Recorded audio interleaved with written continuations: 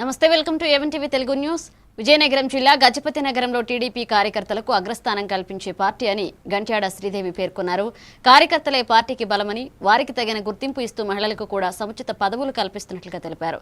గజపతి నగర మండల పార్టీ అధ్యక్షురాలిగా పనిచేస్తున్న తనను నేరుగా పొలిట్ బ్యూరోలోకి తీసుకోవడం పార్టీ నిబద్ధతకు నిదర్శనమన్నారు. ఈ సందర్భంగా పార్టీ అధినేత నారా చంద్రబాబు నాయుడు, జాతీయ ప్రధాన కార్యదర్శి నారా లోకేష్లకు ఆమె ధన్యవాదాలు తెలిపారు. టీడీపీ ప్రజాసేవకు కట్టుబడి ఉందని స్పష్టం చేశారు.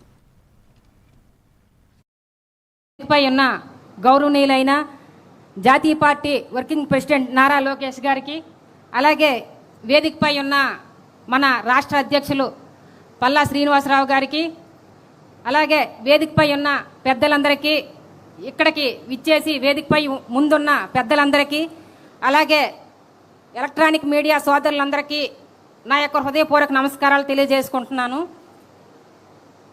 ఈరోజు నాకు చాలా సంతోషంగా ఉందండి. ఎందుకంటే నేను ఇలాంటి పదవి వస్తుందని కల్లో కూడా ఊహించుకోలేదు నేను. కనుక ఈ సభాముఖంగా మన గౌరవనీయులైన చంద్రబాబు నాయుడు గారికి, అలాగే మన గౌరవనీయులైన లోకేష్ బాబు గారికి శిరస్సు వంచి పాదాభివందనాలు చేస్తా ఉన్నాను సార్.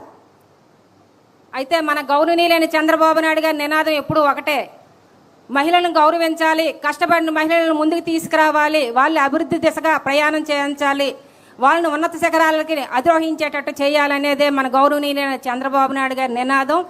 ఏ నినాదంతో పనిచేస్తారో ఆ నినాదాన్ని ఆచరణలో పెడుతూ కూడా మన గౌరవనీయులైన చంద్రబాబు నాయుడు గారు అవనివ్వండి, మన గౌరవనీయులైన లోకేష్ బాబు గారు అవనివ్వండి, కార్యకర్త అధినేత అనే నినాదంతో ఆ రోజు మాటల్లో కాకుండా